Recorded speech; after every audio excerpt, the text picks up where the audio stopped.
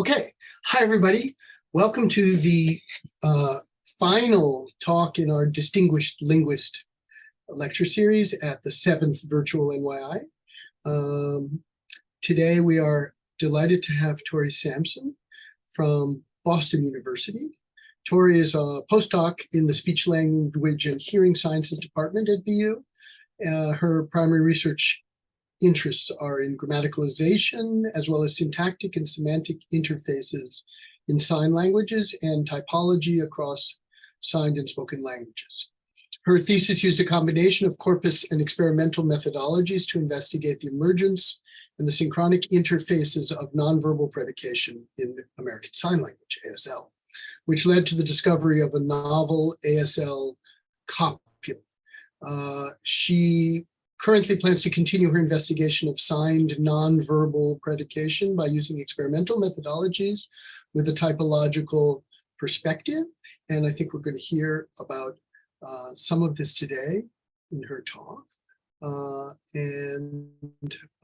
which I actually don't have the title in front of me for some reason, so you can tell I think it'll be on the first slide, but I think it's the emergence of a copula or something like that in ASL. So please welcome Tory Sampson. Thank you. Thank you. Thank you for the lovely introduction. I'll go ahead and share my screen.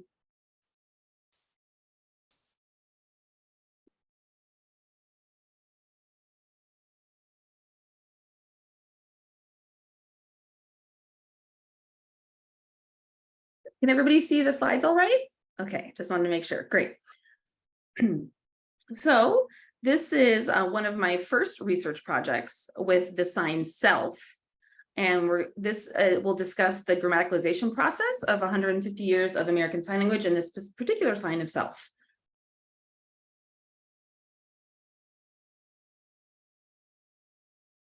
All the research shown in my talk today you can find in the article that's published in Language. So you see the citation on the slide if you want to make a note of it or take a screenshot. So I want to start off with a cute little anecdote.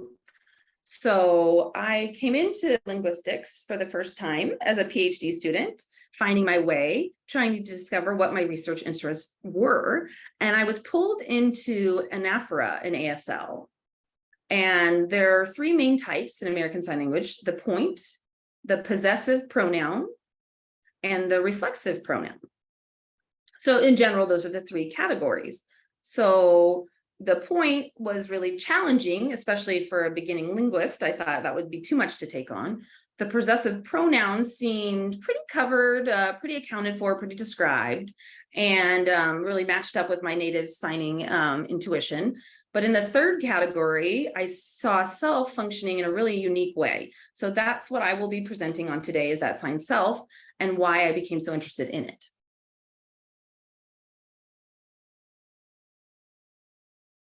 There are two forms for the sign self, and they can be considered as phonological variants, and they are also semantic variants, which I will show later in the presentation.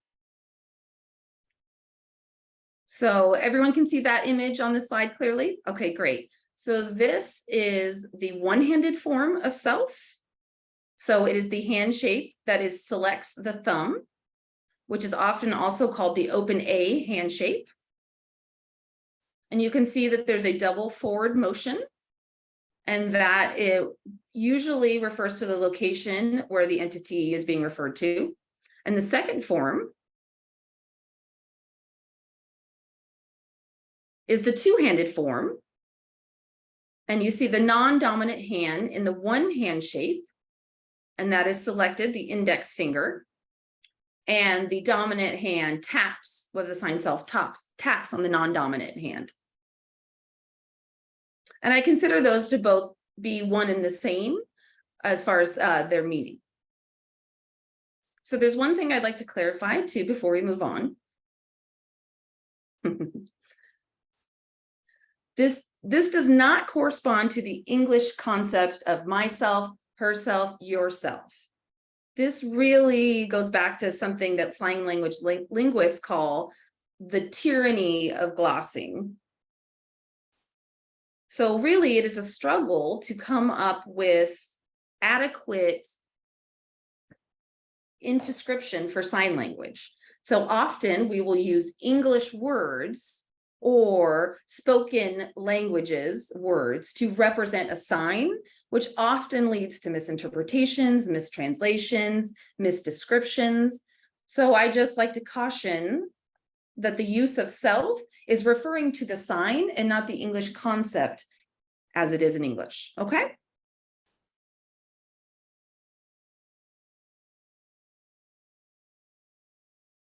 I'd like to share, first of all, three previous analysis of the function of the sign self.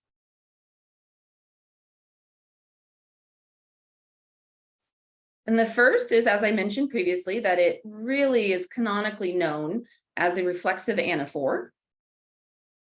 It requires a verb. It shows the agent doing something to itself.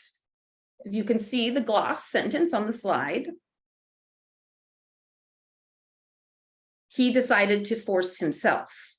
Not somebody else was forced, but himself was forced. And that's where the self one sign comes in. So that's an example of the two-handed variant of self. The other function that was previously analyzed for the sign self was emphatic. And it's very similar to the use in English, the use of self to emphasize discourse at discourse level. It also is used to individuate an entity. So to pick one out of a set or a group. And again, we see an example of a gloss sentence on the slide to emphasize that he himself really loves steak. Nobody else that is being mentioned. This person himself loves steak. And it's also used to put really a spotlight on the entity. And it's used in the sentences to preface as well.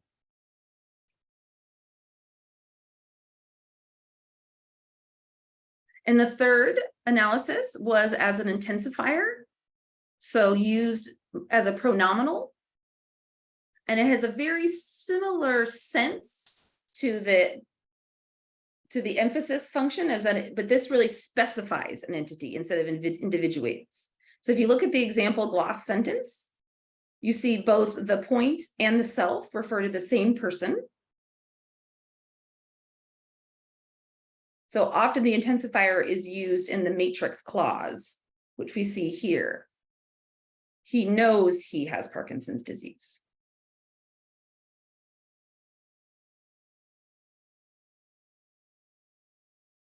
He knows he has Parkinson's disease. So these are the three functions of self that have been attested, and research has accounted for these, but I am lucky enough to be a native signer of ASL, and I observed a lot of sentences that none of those functions can account for. An example of a such sentence is, I think Batman is Bruce Wayne. So if we analyze this statement, or would any of the three previous functions explain? It's not a reflexive because there's no main verb in the matrix clause. It's not an emphatic. When I interacted with ASL consultants, they agreed that it was not an emphatic. The use of self as an emphatic comes across as a more sharp and more accelerated movement. And we don't see that in this statement. It's not sharp or accelerated. It doesn't function as an intensifier because it doesn't specify Batman. Batman in and of itself is very specific. It is a very unique, there is one Batman in the world. So why would we need it to function as an intensifier? So this type of statement, which we see time and time again with signers, prompted me to ask, is it functioning as a copula? Is this a copular function? And now for the rest of my talk, I will show you evidence that it is functioning as a copula in present day ASL.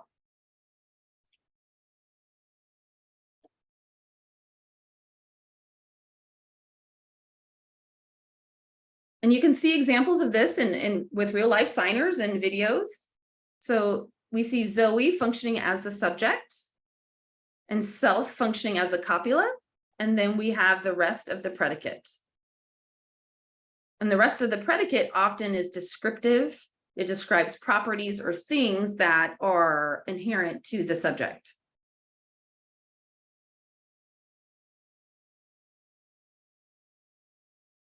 Another example used often with human entities, but we also see it being used with non-human entities, which we'll see on the next example. The event being free. So showing that it's not a strict pronominal function. We see this generalized function of non-human entities as well. So before we jump into the talk, let's start with what is a copula?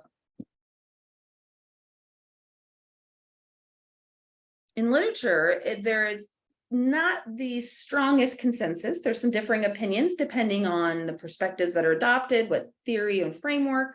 So I'm going to try my best to list some of those.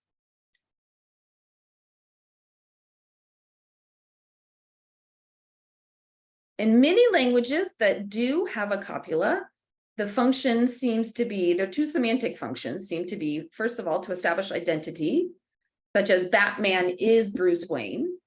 So we're Batman and Bruce Wayne, the subject and the object, are referring to the same entity. Also class membership. So an example, Bruce Wayne is a hero. I mean, depending on your perspective in the story, I guess. But Batman then is a member of this set of things that are considered heroes.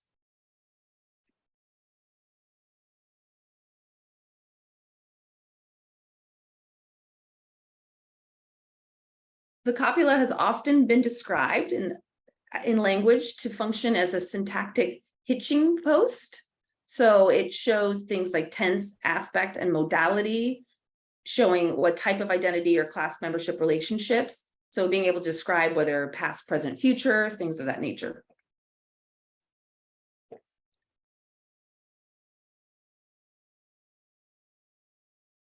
Can also be used to provide support to predicates that are not able to stand alone.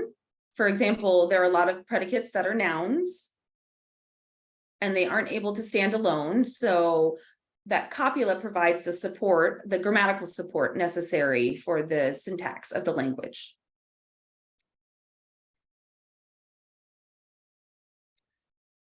And those predicates tend to be framed as the least dynamic, less transitive or transient. Again, so more often than not, that includes nouns. Sometimes it also includes adjectives.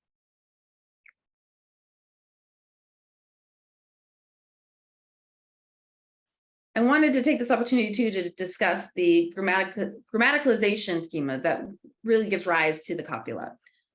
And this is cross-linguistically, we find this cycle, including Mandarin, Finnish, Hebrew, Turkish, and apparently in ASL as well.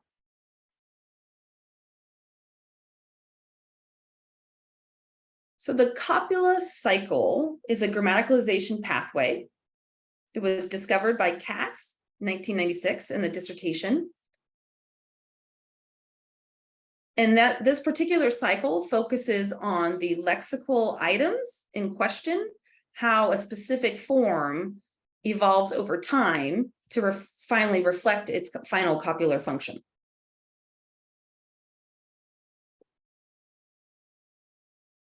Every word has a birthing point. There's a point where the word does not exist and has a null form. And then it emerges as first as a deictic item. So the word is rooted only in the physical context. So it has to be combined with that physical context to be able to use the word. The word then continues in the grammaticalization pathway to become a demonstrative. The demonstrative is rooted in both language and linguistic and physical contexts. For example, the English word this or that. We can refer to this plant behind me, or I could say that sentence that I just uttered. So we can use that to refer in abstract ways. The demonstrative can then move on to the next stage in the cycle and become a pronoun. This is the pronominal stage. And this is used to refer to people, mostly human entities, as a referential marker. And then it's observed often to then enter into the copula stage, where it provides grammatical support and really facilitates nonverbal predication. So with time, the copula becomes cliticized. So the meaning really attaches to the subject and then becomes semantically bleached over time and goes back to the cycle and begins to be non-existent again and can continue through the cycle. So this is an example of the life cycle, a copular life cycle, but languages can have more than one copula moving on the same pathway. And not all copulas follow this exact pathway. There are other pathways.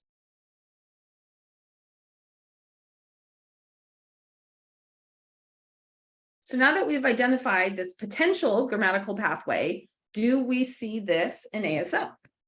So that was the question. So I wanted to start by looking at the oldest form of ASL. I started with Old French Sign Language. There were dictionary entries from the 1850s, 1856. And I know you might think, why did I jump to French Sign Language? It's actually a predecessor of American Sign Language and a lot of other European Sign Languages, as a matter of fact. French Sign Language and American Sign Language diverged in the 1820s. This was a particular point in history when a French educator of the deaf left France and came to America and established the first school for the deaf in America and spread language and education in a pidgin form with local and home sign languages that were already being used in that first school in Connecticut.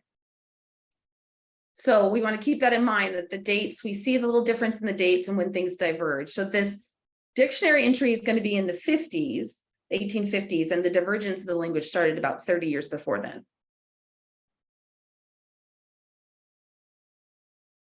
I'm very thankful to have the Historical Sign Language database. It's a set of historical sign language data that was compiled from 3 different sign languages. It's maintained by Ted Copula, who is from Georgetown University. So because they have the entries in that database, I was able to search manually for entries. So I went in and searched specifically for any items that had the open A hand shape,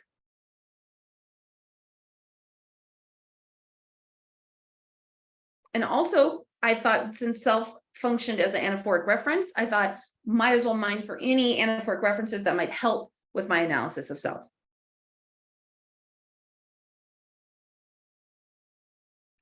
And what I found was quite interesting with a specific finding with the pronoun system in old LSF.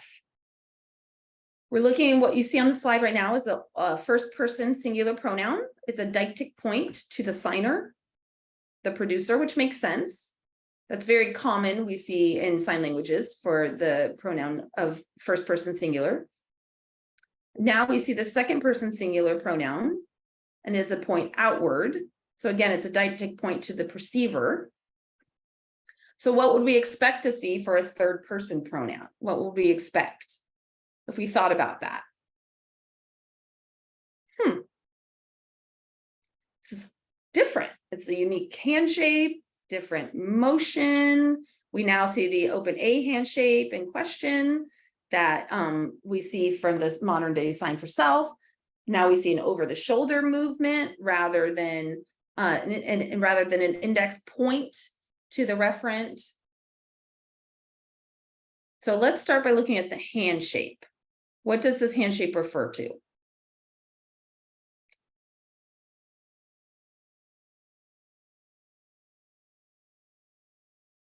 This hand shape is indicative of a person classifier in LSF. So we often will still see, we see that vestigially in ASL today. So some examples of that are,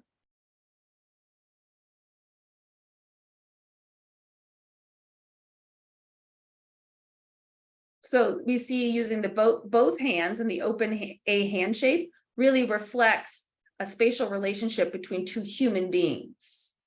So when we see chase, a human being chasing another human being, it's really a depiction of a person chasing another person. Or game, or assist. It really, you're giving the other hand shape a boost. So this is where we see the A, or the open A hand shape.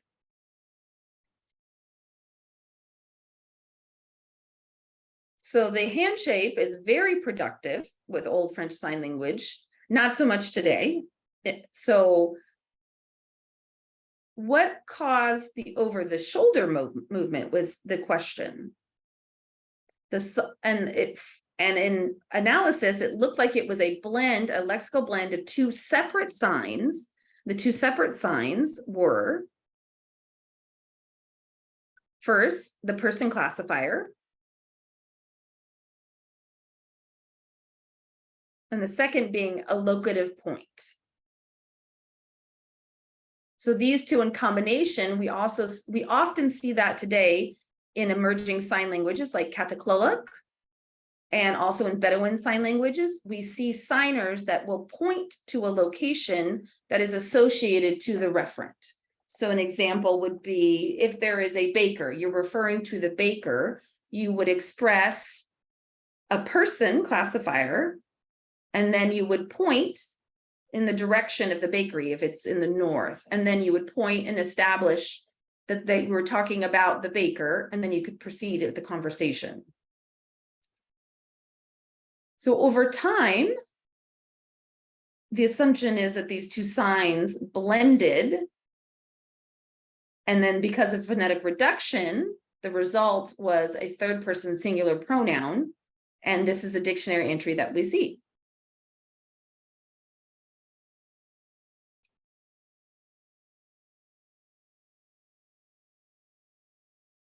So with that reconstruction, we see the diesis and the demonstrative stages in the copula cycle of ASL. So this is actually really cool, being able to look at historical data.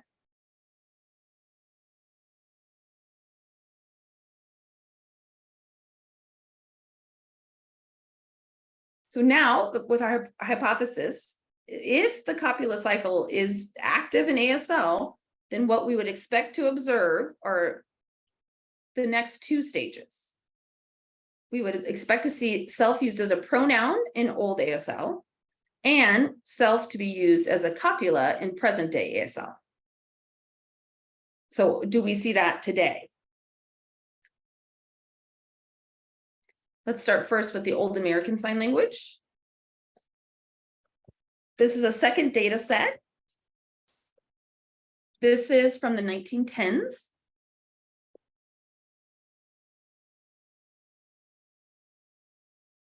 Again, we're looking at the historical sign language database. And they also have this really amazing archive of about 15 or 16 videos from the National Association of the Deaf. They commissioned these videos to be created from 1910 to 1915. And they included 18 different signers, black and white, old historical videos, really ahead of the time back then.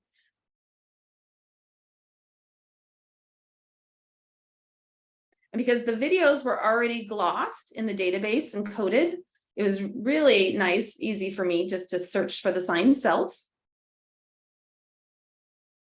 And in total, there were 86 instances of the sign self by 9 signers.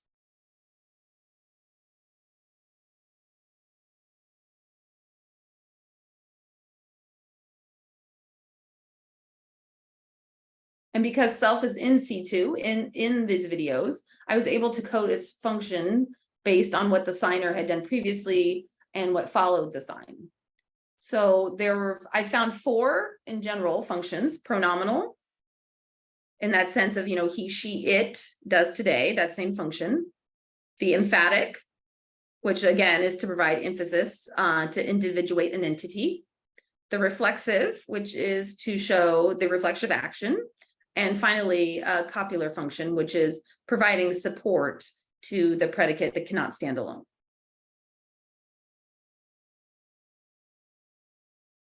So here's the coding schema. I can give you a moment just to make sure everyone can see it.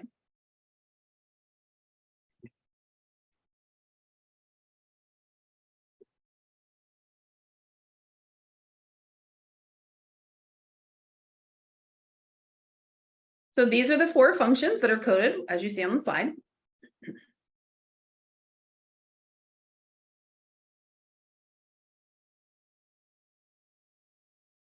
So what we found in the old American Sign Language data set was that there was really only one form, the one-handed form. There were no instances of the two-handed variant. And all of the signs self referred to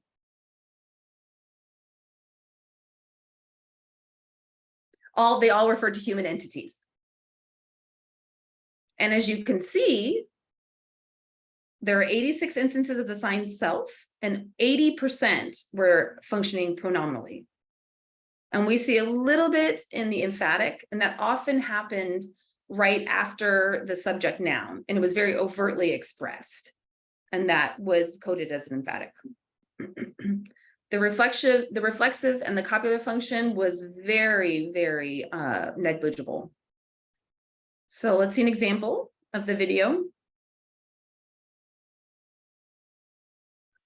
And I'm coding this as pronominal because it refers to an entity that was mentioned in the previous discourse without overtly mentioning it. So that's the he.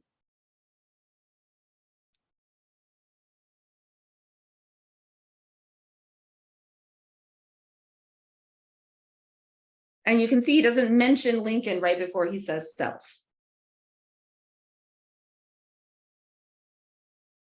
So this confirmed the first part of our hypothesis, that it is in the pronominal stage and is functioning as a pronoun in Old American Sign Language. So with present day American Sign Language, I looked at, ASL the early 21st century. I took videos from the 2000s, the 2010s. Because there isn't really a large corpus collection of modern day American Sign Language, I did my own personal corpus collection. I also am grateful to Boston University and Rutgers University for having the National Corpus of Sign Language and Gesture Resources. So I was able to collect some instances of self from there as well. And I did publicly available videos, YouTube, Facebook, and I was really looking for any instances of self, and then I would just download the video and code. In total, I had about 30 instances of self from the corpus, from the national corpus, excuse me, and then I had the small corpus that I collected. So in total, I had 100 instances of the sign self.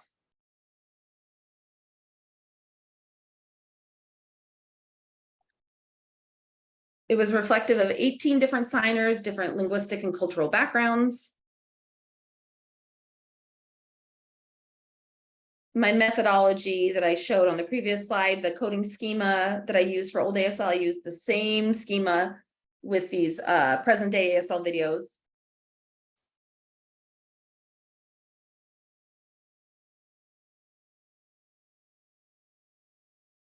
And you can see that it's a little more standardized in the schema. And what I found was that now with the present day ASL, that there were the two variants, the one-handed and two-handed forms of self. And through further analysis, it seemed as though the one-handed self was only used with human entities, while we saw the two-handed form being used with either human and non-human entities, which was interesting. So I think this is an example of the semantic bleaching, where we have where specific 5 features of the one-handed form are really fading, and so it can be used to refer to non-human entities as well. Not refer, but can be used with, I should say, non-human subjects.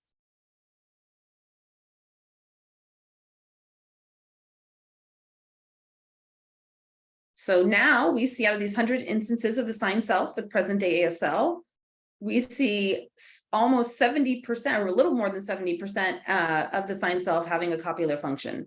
The pronominal, the emphatic, and the reflexive were all negligible with modern day ASL, with about 5 to 13%.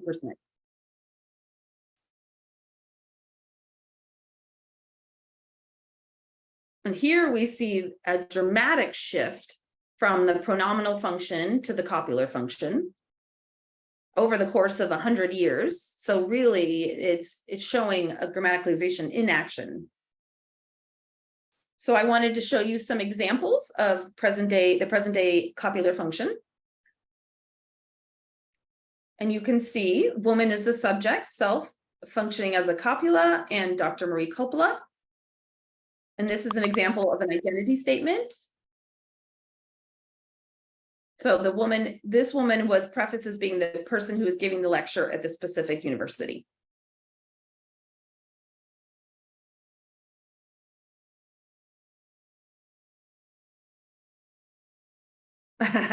Copula, I always think it's funny because that's so close to copula. Anyways, so another example I wanted to show was with a non-human entity and a class membership relationship. So this is a location. So junior NAD being a location. So let's watch.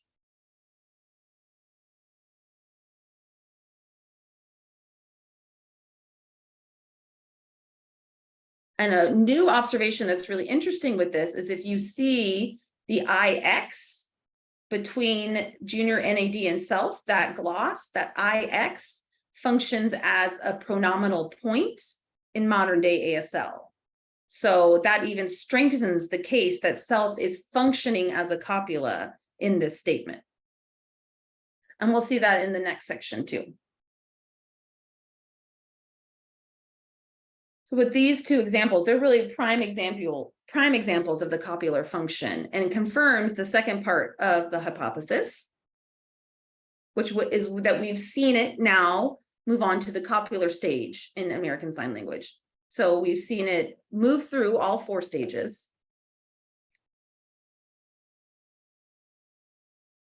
Of course, we can't ever prove that self didn't exist before, but it's, the 4 stages that we can prove and have been observed really demonstrates robustly that this cycle, it functions, this cycle in ASL. So what drives the copula cycle? What type of cognitive mechanisms are at play? What makes people prefer certain ways of producing statements when really it was perfectly fine before? So this is an interesting topic to discuss more. So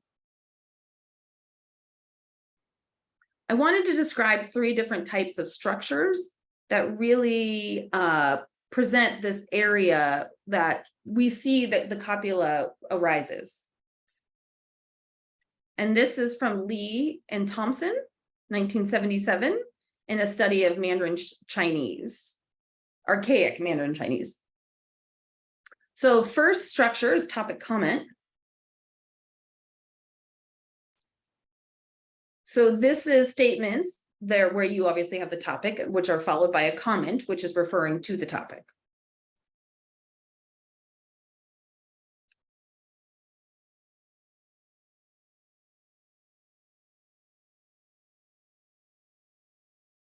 This is 4th century BCE Mandarin. The topic you see is Wang Tai, and the comment with nothing in between, outstanding person. And the sentence ends with the declarative particle that we see yi. So the perceiver will hear the statement, and when they hear the yi, they will have to consider where to put the predicate. So which predicate with which topic. So this really primes them to then have a null copula And that results in the English translation of Wang Tai is an outstanding person. We also see this in old ASL, so let's give an example of that.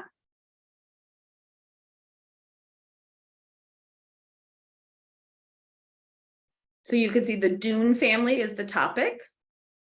And the comment at the end is that they are a noble class, is the comment. There is no overt verb in between. So the perceiver would have to decide where the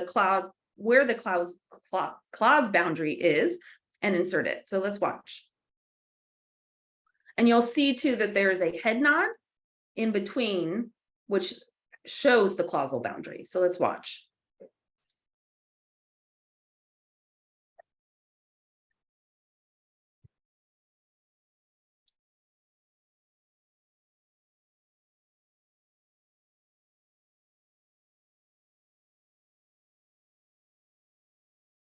You see after he's finished finger spelling, he does that with one hand, the Dune family, you'll see there's a slight head nod.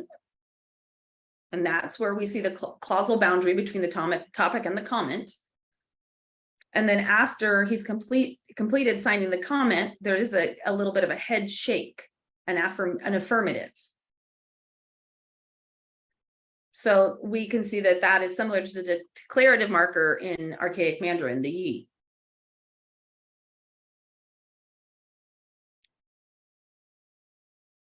And the second structure, which is really interesting, I think is of interest, is with you have the topic, the pronoun that is right after the topic, that the goal of which is to increase accessibility to the topic. So let's look at an example of that in Mandarin.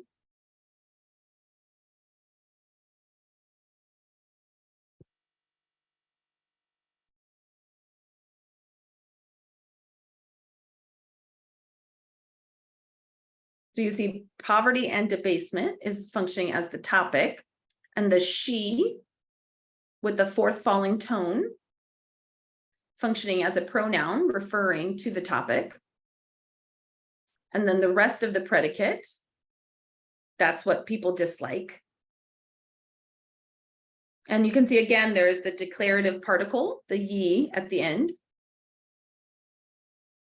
So the perceiver again, we'll see that we'll have the she, we're knowing that's referring to the topic, but then once the perceiver hears the yi, is able to know that is able to determine that the she is the subject of the comment clause. So there is a copula between she and the predicate.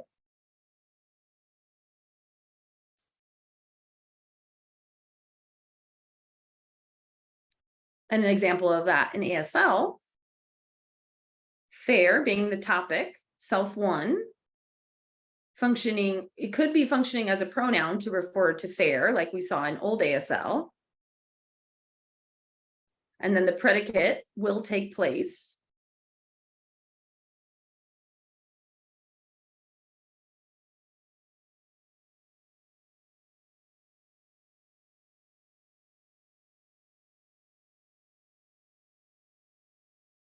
So in this sense, the self is functioning as a pronoun referring to the fair. Also, because the predicate has the main verb, will take place, we're considering self to be functioning pronominally, not as a copula. And let's look at another example.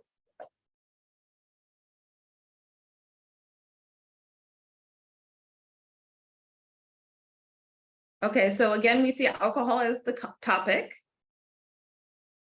And we see self in a similar construction, functioning as a pronoun with a null copula. And the predicate, which is considered to be nonverbal. So let's see a video example.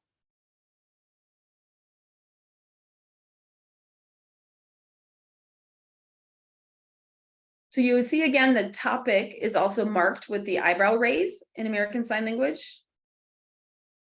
We often see the eyebrow raise marking the topic. So we see that self is functioning as a pronoun referring to alcohol. However, there are other possible interpretations, a second possible interpretation.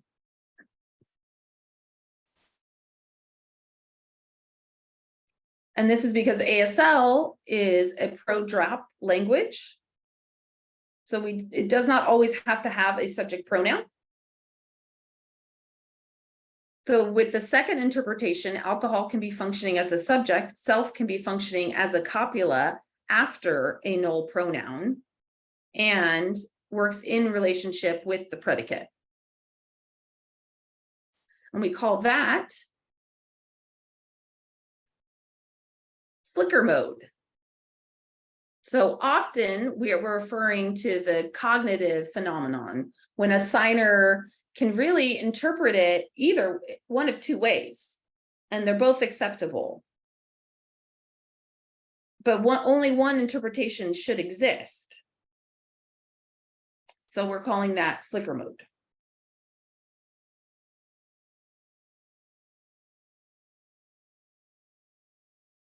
So now, with what specific type of linguistic phenomenon can we use to explain this concept of flicker mode? Van Grelden talks about the head preference principle. So I'll show an example of that here on the slide. We see the sentence in the topic comment structure that ASL is very typical in ASL. If you see the second matrix clause in the comment clause, here we can have a pronoun, a copula, and a predicate. In older forms of ASL, self could function as a pronoun. But over time, we saw, and thanks to this principle, this head preference principle, and perceivers would rather interpret this as closer to the head of the predicate. So self will move from the pronoun to the copular position. And we also see this cross-linguistically. So it's really an interesting way how the brain prefers efficiency and how it parses language and sentences.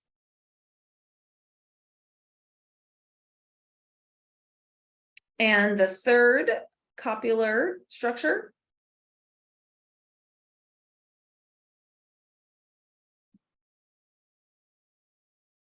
so in modern Mandarin, the use of she as a copula is now obligatory for nouns.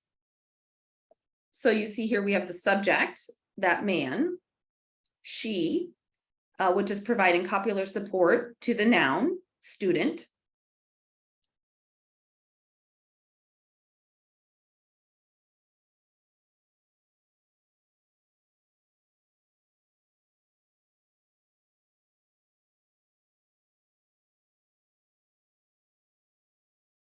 And here's another example of an identity statement where we have the noun and the predicate, the rest of the predicate with the copular support in between.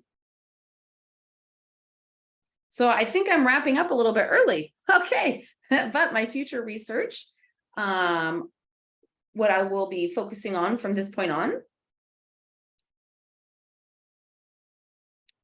So it seems the majority of self is used a lot in news reports as opposed to narratives.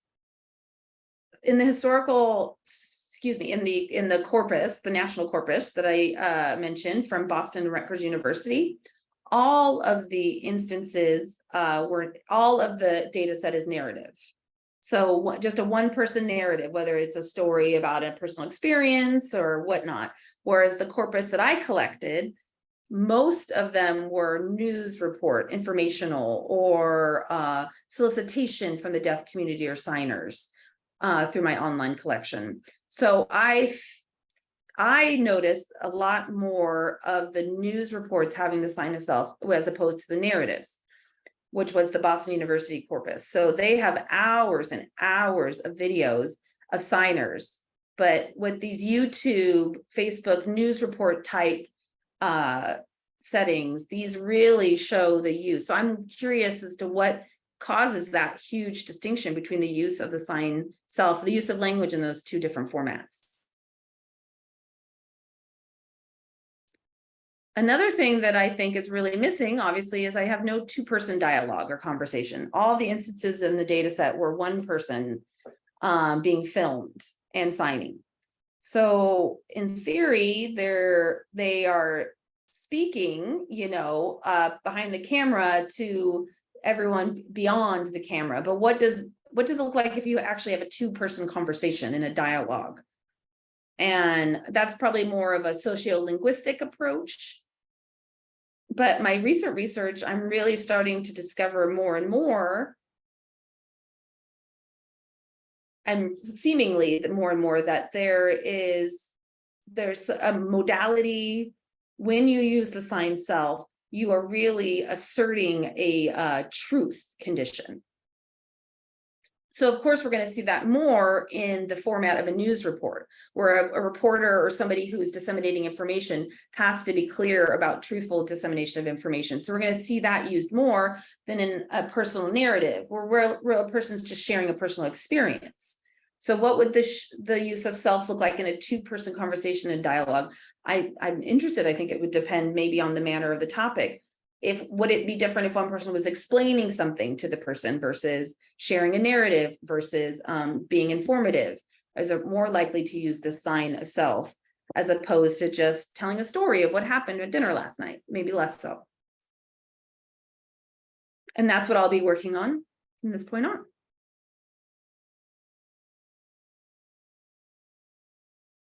Another observation was that the increased use of self with noun versus adjectives. So again, to further my research, I wanted to test, because nouns are less likely to be able to stand alone using a predicate, whereas adjectives in many languages are able to stand alone. So it seems that in ASL, it might be considered one of those languages as well. And there's some ongoing research that I want to look into more on that topic.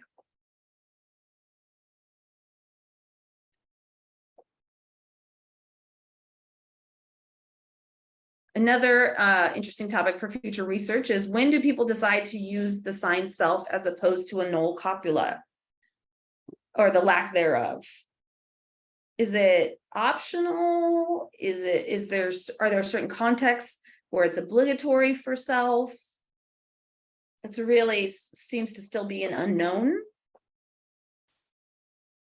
And unfortunately, I wish there was a large body of corpus collection so we could really systematically analyze, but doesn't seem to be. Most of the research has been mostly elicitation and experimental contexts. So I think we can really benefit from descriptive approach to sign languages using actual signers and actual data.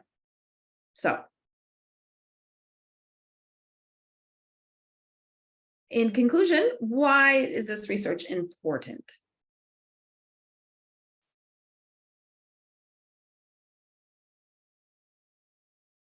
In previous literature, a lot of linguists have agreed that the type of sentences using self would be, you could just as easily have a head nod, John, doctor. So instead of the sign self, we can just use a head nod. But that seems to have changed, and that doesn't seem to be true in modern day ASL, that present day signers are using a copula. They're using the sign self strongly with noun predicates.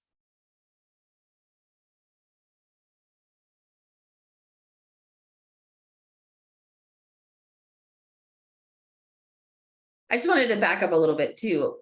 The overt copula in sign language is almost unheard of previously. So there were a publication and a presentation about copulas in Finnish and Icelandic sign language. And it was, it didn't get a lot of research. It didn't get a lot of attention, and it didn't get picked up for further research. So this is very novel, that for copulas in a visual modality, it's a very novel concept to discuss copulas in sign languages, to have this strongly grammaticalized item. And research often focuses in ASL or in sign languages on iconicity and how sign forms and meanings are related. Why does the sign for cat look like the sign for cat? But I think that the copula, this research and this finding showing that it has no meaning. It is very, very, very grammatical. And I think that makes this research very relevant.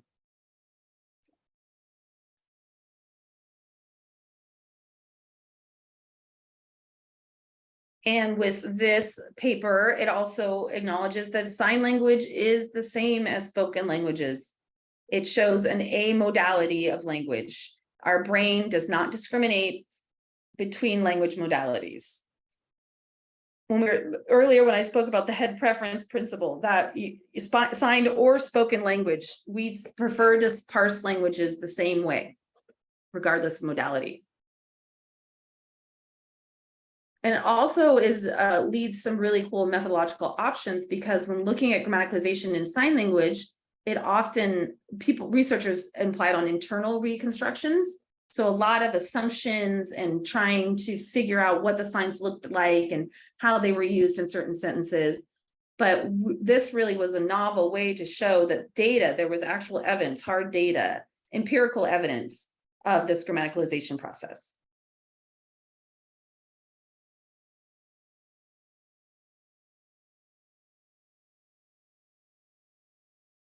Also, the empirical evidence of nonverbal predication in sign language. Previously, there's been a lot of research on verbal predication, on classifiers, predication. That was where the focus. So really starting to broaden our descriptions of sign language and to include nonverbal predication of nominal and adjectival predicates in sign language. And doing this with an experimental approach. So stay tuned.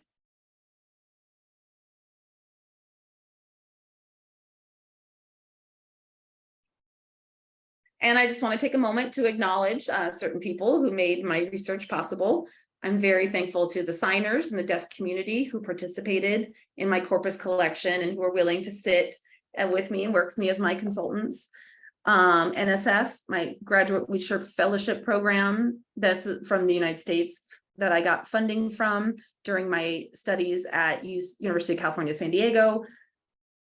I want to thank the Historical Sign Language Database. I suggest anybody who's interested, check it out, hsdlb.georgetown.edu. I really like to share it with people. It's a great resource. It's got some old black and white videos, really, really cool resource. I also want to thank Boston University and Rutgers University for the national centers, for the national corpus, and last but not least, my Mayberry lab. You can see my advisor, Dr. Rachel Mayberry, on the lower right. I'm very grateful to her. And thank you. Thank you very much for attending, even especially those at 2:30 in the morning. Thank you. I really appreciate it. And if you have any questions, feel free to email me. Thank you. Thank you so much. It's absolutely fascinating. And we do have time for some questions and discussions now. So Great. People use the little electronic hand, and I see a couple of them already. Yeah, you can take your own questions. Please go ahead and do it however you'd like. I see Jenny and Saule already. So yeah. Okay, great. I just wanted to, I'm gonna also feel free for anybody who wants to put something in the chat. I'm okay with that. I just wanted to stop screen sharing so I could see everybody. Okay, so great. Let's start with Jenny.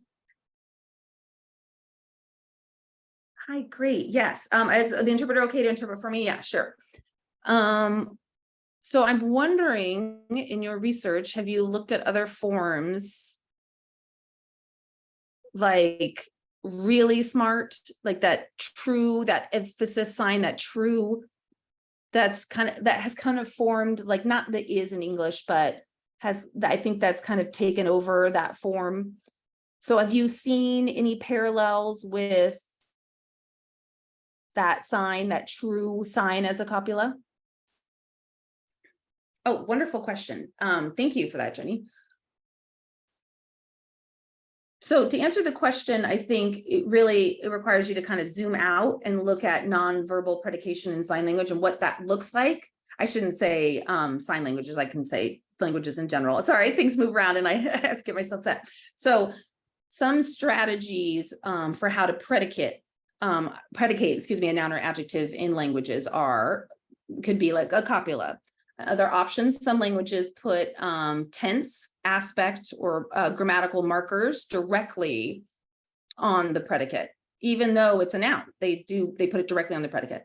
Or we also see the use of emphatic discourse markers. So I suspect that's what you are saying. That true sign used to be like really, yes, or true, or wow, you know, this true biz, all of these signs that we have that we use to predicate nouns or adjectives. So I do think I think there are many of those strategies in ASL. I think it's a little tough to characterize those signs. Are they adverbial, adjectival? I try to be careful with syntactic categories. I really tried to kind of like zoom out, look at it more holistically, look at the syntax and their semantic role. And I look at that distinctively, like what is it doing in the sentence? So I think what you showed was an example of a nonverbal predication strategy in sign language that needs more study for sure. Good question. Okay, Soleil? Hi, thank you very much for your presentation. I will continue in English, if you don't mind. So I have two questions / comments. As someone who works with the corpus based on news, and aren't we all grateful for all those news that we can now have, I have this small observation, which I'm sure you have as well. Just wanted to stress it about this self thing. Because of the whole nature of news internationally, not only in ASL, but in my native language, Russian, or any other language, the initial source of 99 or whatever % of the news all over the globe is English language. So it's a situation of contact, and we have a lot of traces, as you probably know, of English. It's not about the ASL or any other sign language. It's about all the languages, spoken languages as well. We have all those traces, like allergy, traces of milk. We have traces of English in all of our news. So my first question is, have you considered this self being more present in the news because of the fact that it is contaminated or somehow comes into contact with English? That was my first comment or question. And the second one is connected to that. I work at the I'm a PhD student at the University of Chicago, and another PhD student there who is deaf, Kate Hennigan, she's been studying corpus from the new documentary series Deaf University. I understand this is fiction, I understand this is film, but for your purposes, with dialogues with two people, you might initially find this helpful. And by the way, all those actors, it's a reality show, it's a new thing. They all have their Instagram accounts and they all produce their own content. So they all have some filming, thousands of films made of themselves and their friends communicating. So this could be another free source of dialogues for you. That was it from me. Thank you very much for your excellent presentation. Great, yeah. It was so great to observe. Oh, no, thank you. Thank you so much for the comment and questions. So I want to start with that Deaf U Netflix show that came out 2 or 3 years after I completed my corpus collection. So darn it, right? Yes, it would have been so great to have that come out and include 2-person dialogue. And honestly, I never really thought about going and using that Netflix show. That's a good suggestion. But to return to what you said about that first question, traces and language contact, woof, prevalent in the deaf community, right? Like, I could safely assume and say that 90% of deaf signers are bilingual. So they know some amount of English and some amount of ASL. So there's really no way to 100% deny the influence of English on signing, and especially in news reports. So yeah, so it might be they're reading off a script, for example, and how, what do you call it? The teleprompter, the teleprompter. And so maybe that's influencing the use of self in their production, what's written in the script. So, right, humans are social beings. We're, especially with bilinguals, we're using, I don't know if you know the concept of translanguaging, if that's a familiar concept. That's more and more that people are saying that I think really accurately describes the experience of deaf bilinguals. Not only deaf bilinguals, but I think, signers in general. But I think that kind of that language contact, yes, I want to really say, but does that diminish the role of self in ASL? I want to be clear that doesn't, because self is very much a part of ASL. And, given what we see historically, and and what I showed from historically in French Sign Language, we can't blame contact with English in old LSF. So we see historically this sign did exist. And so it has roots in ASL, not just in language contact. So I think there lies the question is does the presence of an English copula motivate the use of a pronominal self to become copula? I mean, I think that is a question. That is a question, yeah. And I think that question with language contact can be taken in so many ways with this research. I think it's fascinating. I don't think there's a sufficient answer, sorry. I wish I could, yeah, anybody else want to join in too? Thank you though, thank you. Let's see, next, Anna. Hi, Anna. Hello, thank you. First of all, thank you very much for your really incredible presentation. And my question is like, is it like this third person self, is it gender or number specified somehow? And if it influences somehow as well for this copula stuff, I mean, in sign language exactly, in American English, or comparing with Old French slides you showed. And we also know like himself, herself, or themselves as well.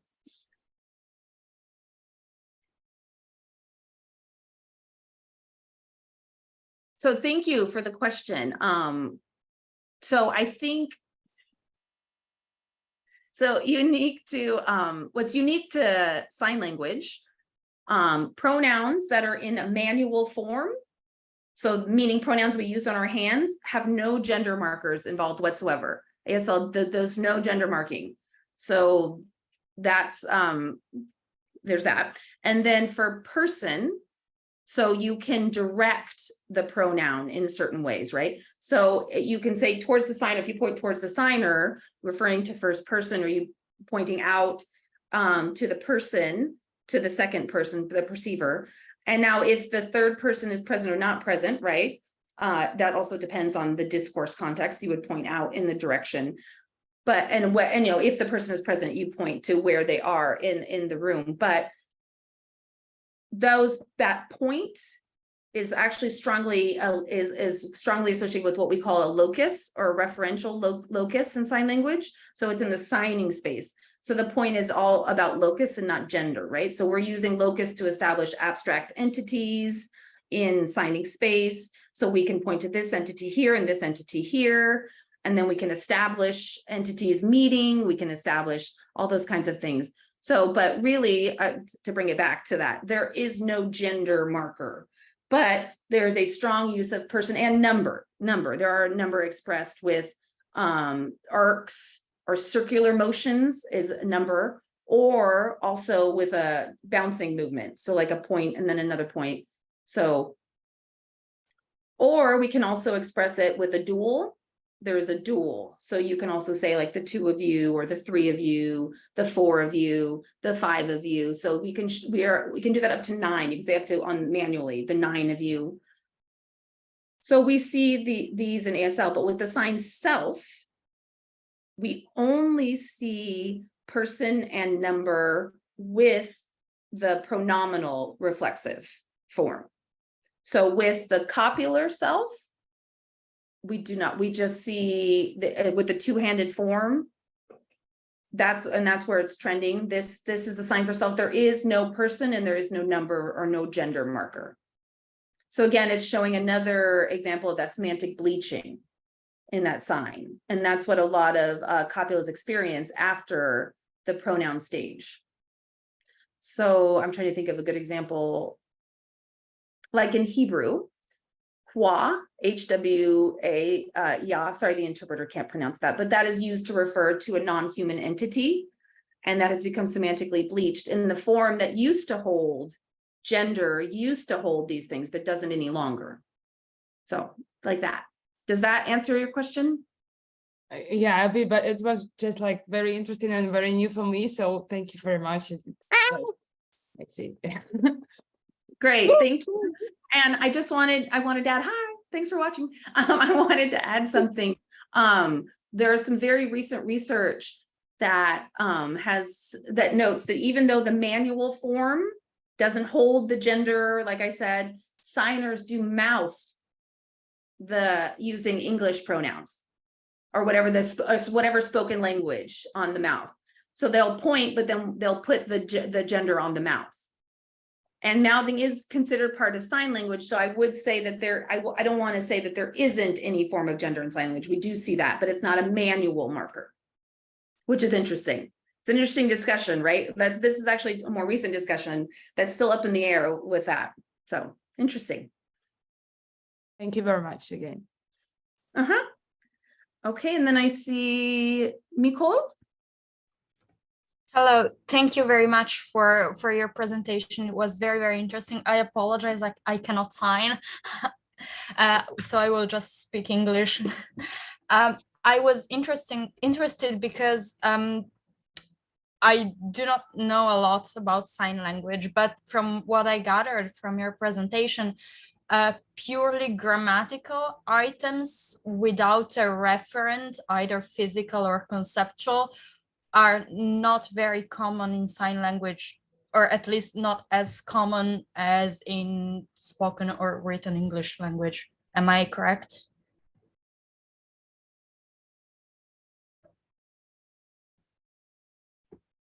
So I don't know if I would use the word purely grammatical. So I think what I would try, there are very few signs in American Sign Language that have only a role to facilitate grammatical relationships. There's very few signs. Pronouns are probably one of the most grammatical signs that we see in sign language until recently, like up until recently. So even though pronouns are still very iconic and still have embodied concepts of the physical space and linguistic interaction, but self is more, there is no referential meaning. It doesn't really have any meaning in and of itself. That so you know how you define it, like how do you define two, as in to swim, right? What does to mean? How do you define the word to? And so that's where you just have to say, well, it's grammatical. It's fully grammatical. So that's the grammaticality I was talking about, that self feels the most grammatical of the items in sign language that we know of. Does that make it, does that clear things up? Yes, thank you. So once I got this cleared up, I'm going to ask actually something.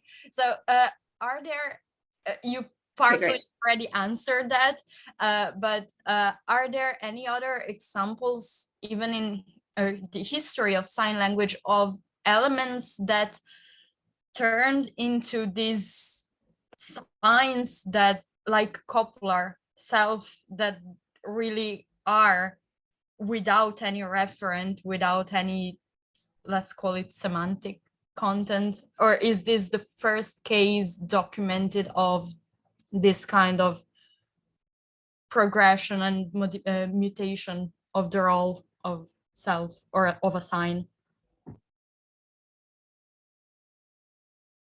To my knowledge, yeah, it is the only one. So let me expand a little bit on copulas in Finnish and Icelandic sign language.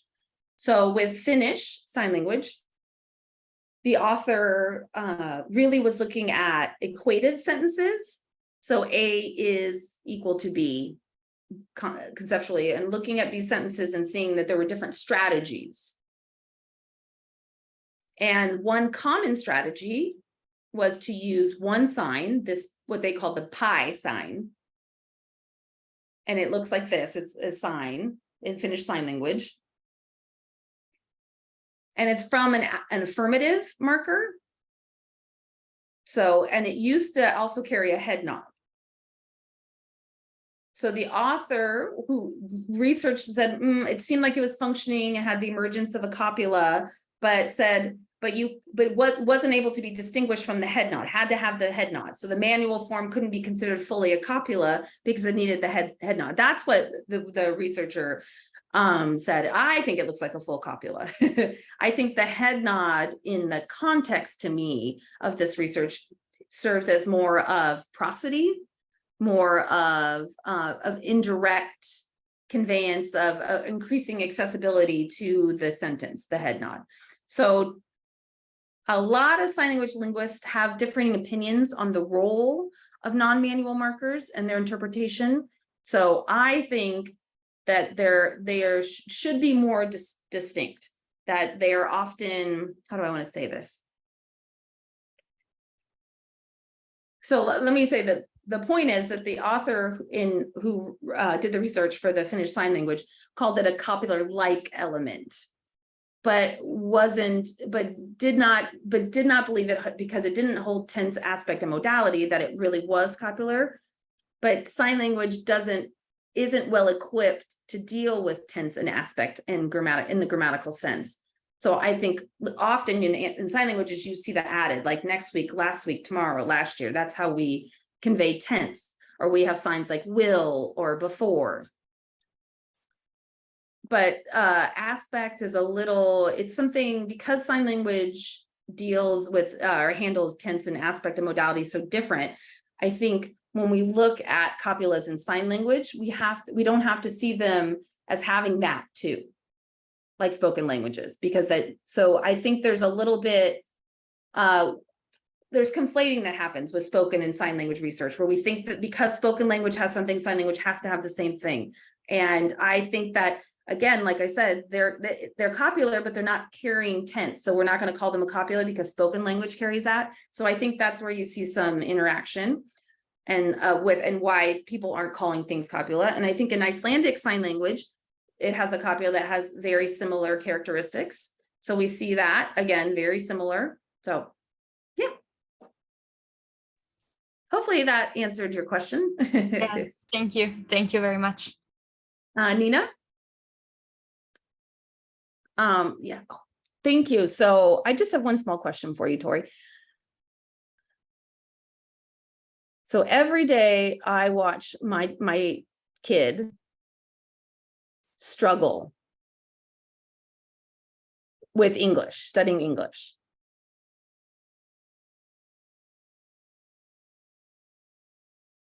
She studies English, but she has a really hard time with plurals. Oh, sorry, copulas, Nina, thank you. Copulas. So she has a really hard time with copulas when she's studying English. And so I wonder with how children develop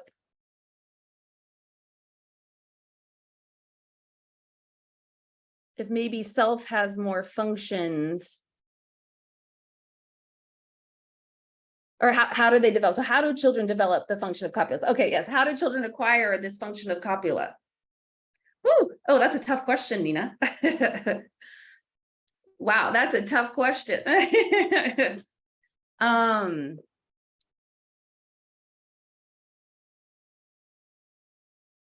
Let me think. How much time do we have left to answer? No.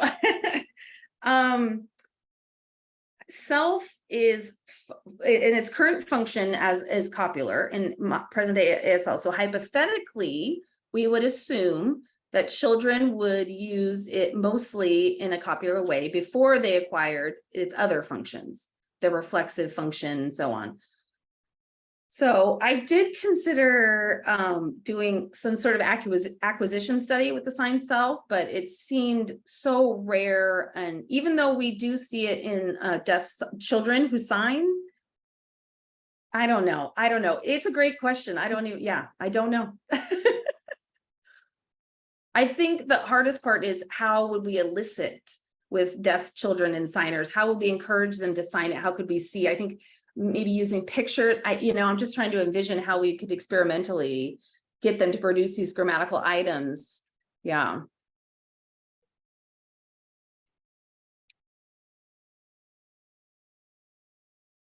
Just looking to see, oh, the chat. See some of Jenny's comments in the chat. Yeah.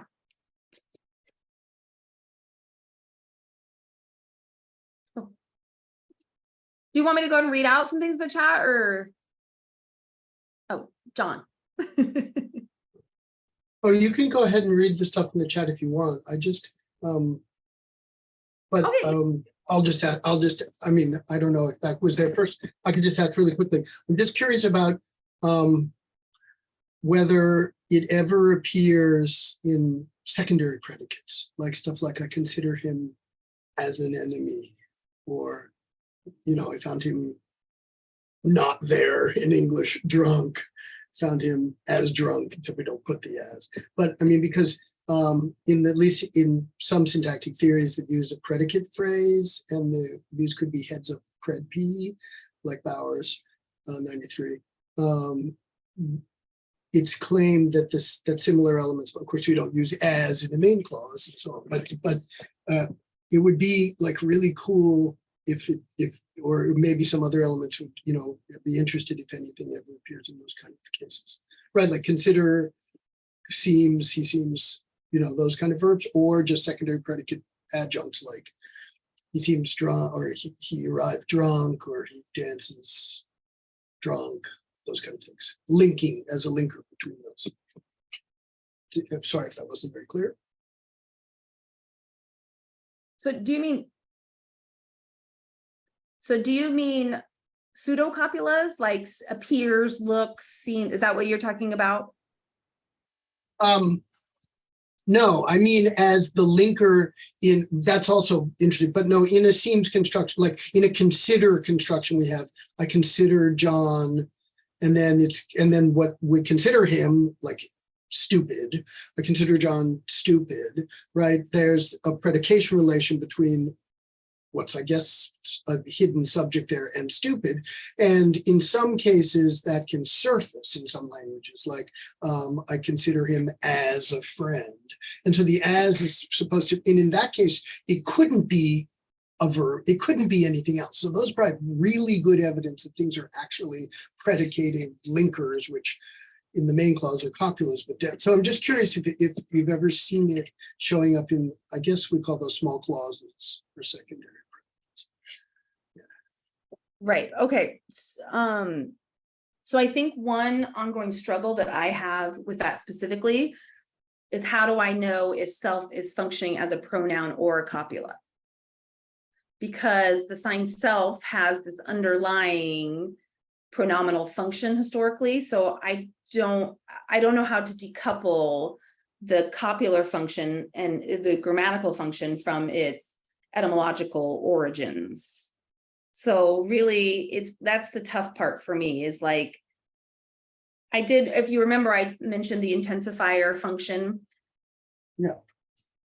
What was it? He knows himself he knows he has Parkinson's. So he himself knows he has Parkinson's. So he knows self has Parkinson's.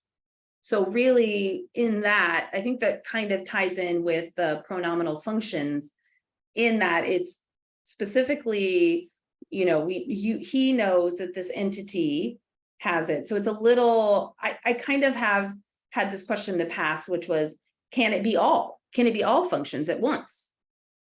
Or, can it be something like that extent? And I guess it depends on if you're a splitter, I don't know. But in my example, with the copular example, I made extra sure to have none of those small clauses. So I wanted to make sure that they were very clear evidence and they were functioning as a copula. Now, since I've been seeing more and more instances of the topic it's the topicalized structure where self is functioning as a copula with the pronominal point right before it. So in that instance, it's really showing the evidence of it functioning as a copula. In other examples, or other evidence of its copular function, in ASL, we often have some verbs that can act on the non-dominant hand. For example, convince, remind, hit, kick, things of that nature. So self is able to use that same non-dominant hand. So it shows that that non-dominant hand is maybe functioning as an object. It needs more analysis, but so then the self is really providing more of that, considered to be like almost more verb-like than pronominal-like. So hopefully that answers your question. That's really, really interesting. Thank you. That's really, yeah, think about it. Great. But I know you were also looking at stuff in the chat. I didn't mean to interrupt that. No, yeah, I think we good. I just know I wanted to see what Jenny said. Yeah, I definitely think different sign languages and seeing whether their copulas are reflective of the spoken language too. That's really interesting. Yeah, I think that's definitely another potential strategy as far as looking at language contact and whether spoken language has or doesn't have copulas that impact the sign languages having or not having copulas. And as I mentioned with Finnish and Icelandic, I believe their spoken languages do have copulas. So I remember somebody had asked me something similar. Oh, for as far as with education. And French Sign Language first being used in the educational setting, where schools for the deaf were established in 1600s, 1700s previously. So maybe having other forms of copulas that were used to reflect French because of the French copula, because of education. Again, I feel even though there's always language contacts, there's always pidgin, there's Creole qualities that we see in sign language, but ASL is a language standing in and of itself and is worthy of analysis. All right. Thank you, Nina. Any other questions, comments, chats, anything like that? In that case, let's thank Tory again. Thank you so much for doing this. It was fascinating. And if you'd be willing to send us the slides, we can post them for the students to take a look. Sure, absolutely. And we will have we'll have the video at some point, and we'll let everyone know when that's ready.